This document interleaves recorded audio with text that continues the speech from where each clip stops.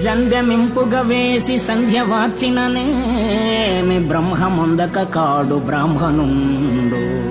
తిరుమని శ్రీచూర్ణ గురు రేఖలిడినను విష్ణు నొందక కాడు వైష్ణవుండు. బూదిని నుదుటను పూసికునిననేమి శంభు నొందక కాడు శైవజనుడు.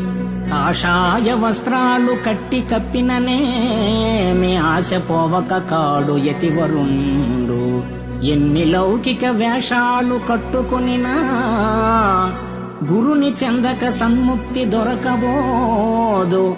భూషణ వికాస శ్రీధర్మపుర నివాస దుష్ట సంహార నరసింహ దురిత దూర. జందెమ వేసి సంధ్యావందనం చేసిన బ్రహ్మజ్ఞానంచే బ్రహ్మానుభూతి లేక బ్రాహ్మణుడు కాలేడు. నుదిటిపై తిరునామాన్ని తిలకంతో దిద్దిన విష్ణుతత్వానుభూతి లేక వైష్ణవుడు కాలేడు. అనుభూతి నొందక విభూతి పూసుకున్న శైవుడు కాలేడు. కాషాయాన్ని ధరించినా ఆశ చావకపోతే సన్యాసి కాలేడు. ఎన్ని లౌకిక వేషాలు వేసినా విశ్వగురుని గుట్టు కాననివాడు ముక్తి పొందలేడు.